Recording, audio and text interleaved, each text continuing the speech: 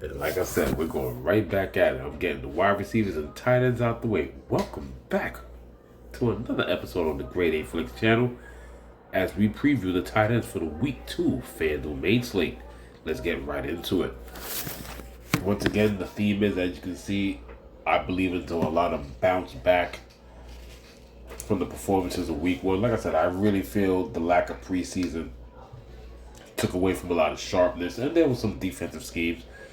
But those three guys right there, I mean, why would you not take a chance on Laporta, Kelce, Andrews, basically currently the holy trinity of the tight ends when it comes to top tight end plays or whatever. So, like I said, Laporta's in a great game. Travis Kelce has great opportunity because that Cincinnati defense, I'm not believing that Cincinnati defense as of yet. I think Mark Andrews might be somewhat of a tournament play because, like I said, I think a lot of people are going to want to play Laporta, Kelce. I understand sometimes it's good to pay down at tight end. But like I said, I'm not discussing every tight end on the slate. I feel whatever the top plays are is what I'm going to talk about. So Laporta, high scoring game. I think it's the highest scoring game of the weekend, currently at 51.5. Travis Kelce normally tears up again, normally plays well, and shows up against the defensive back for the linebackers against the Bengals. I think it's a leverage play to go to Andrews. Why? Because right now Isaiah Likely is basically the new hot shit on the block way. The game that he had, because looking at Andrews and Kelce, they could start being looked at as, oh, these guys are finally starting to slow down. So with KC, they go into the wide receivers instead of more Kelce. Absolutely not. Absolutely not. I am not going there. That's something I would not really decide until like week 10, week 11, week 12. Mark Andrews is Lamar Jackson's number one target. Kelce is still Patrick Mahomes' number one target. I think even though he's at 8,000, Laporta still seems to be a. I don't think he's going to be low owned, but there is value going 500 and basically $1,100 going to Kelce and Mark Andrews. As we keep going down, I mean, they did a solid job against Sam Laporta, but like I said, I think Trey McBride has a bounce back game against the Rams, especially at home. Like I said, Isaiah Likely is going to go back and forth. And Njoku got ruled out earlier today. There's quite a bit of injuries. Obviously, Schultz. I think Ferguson is going to be on the verge of like an Njoku kind of thing while Schultz has a chance to play. So you'll be looking at the backups there. So there are options to pay down at tight end. I already know what my number one option is. I'll be getting to that soon. But other than that, as you keep going down, listen, people talk about Sicky, Hunter, Daniel. If there's anybody down here that kind of interests me, it might be Cade Otton, Juwan Johnson, but I don't like his matchup this week. I really don't. I still like the Zach Ertz prop with 4,800. I think he can, with Washington's rookie QB, he still has to settle in on a key guy yet. So, like I said, hopefully he kind of settles in and maybe as bad as the Giants' offense is, if he still can't get it to, his wide receivers and everything like that, maybe he settles in. Because for a rookie, it's normally known that a tight end, for Jaden Daniels, a tight end could be your safety valve. So I still like a Zach Ertz play against a bad Giants defense. Obviously, here we go with the backups. Like I said, there's a lot of talk about Shoemaker, but I'm still gonna, and let me get into a little talk about Colby Parkinson. So I did talk about Colby Parkinson. Like I said, Tyler Higbee is most likely probably not gonna play until like maybe November. Like I said, he tore an ACL and I think and an MCL in the playoff game. So Colby Parkinson signed a decent contract, but we're not talking about that. If you watch the game, Colby Parkinson did get targeted, and we'll go with the game log. I'm not just gonna speak the gospel. I'm gonna show it to you. 5, 447, 6.7, and he was like 46, I think, last week. Here's the reason why I know those targets should have went up, and they're gonna go up. Now, people's like, oh, they will throw it to Demarcus Robinson, and Tutu Atwell could also get some looks. I totally understand that. If you watch that game, you have to understand that not only Puka get hurt, not only did Puka get hurt, two offensive linemen got hurt. So from the until they figured out the block scheme, this is where you really have to watch a game.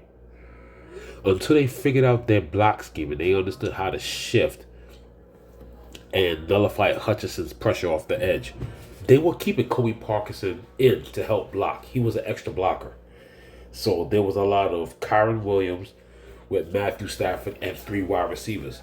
They had a tight end, but Kobe Parkinson played pretty much every tight end snap. I think I think his name is Bryce Allen, the guy that's behind him, played 1 or 2 snaps the entire game. The only reason why he was limited with targets is because they figured out they needed the help before they figured out the protections on the defensive front line. Remember, when it comes to Detroit, yes, linebackers are decent, but it's really the front line, the front 4, that brings the pressure. So, Kobe Parkinson, 5 targets. It really could have been 8 targets. I'm not going to say, he could have had like 10, 11 targets. No. The way they were attacking the slot. Cooper Kupp is the man. Cooper Kupp can do that all day. But not every pass can go to Cooper Kupp. My favorite, and once again, he's somebody that I mentioned. He just didn't get in the end zone. And like I said, not game script, game situation is what kept him on the line. Puka getting hurt, yes, DeMarcus Robinson is there, but that should give him more opportunities. But 2 offensive linemen got hurt. He had to stay in to help block.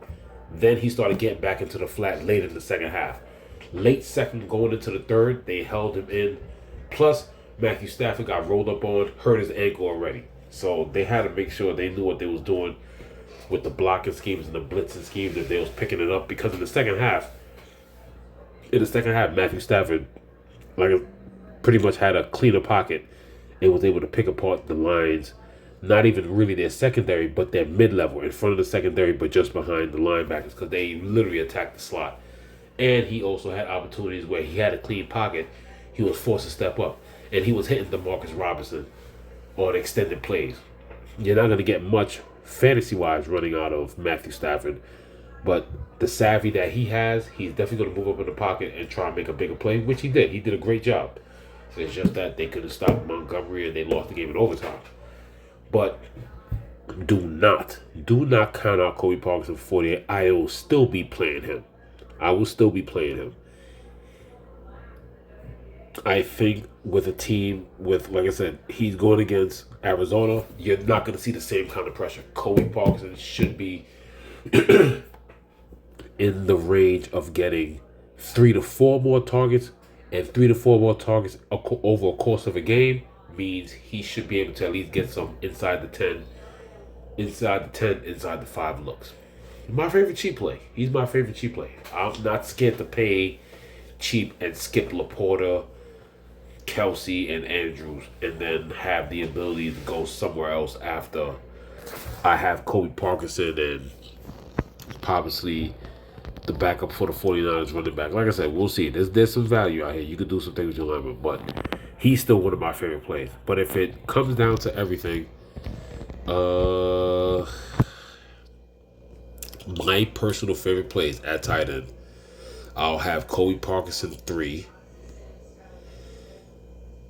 Ertz is still a 4 for me, even though, like I said, with the injuries, you still have, Shoemaker will be possibly, but he could also get ignored, and that could be one of those where Brandon Cooks and CeeDee Lamb and whoever else is the third wide receiver could probably eat over him. You're just hoping that he gets the goal line look. I don't think Dak Prescott is gonna look his way a lot, but I like Zach Ertz as my number 4. And then as we keep going up, because of the game script, I like Cade Otton. I guess you could say I got a top 5. Cade Otton would be 5.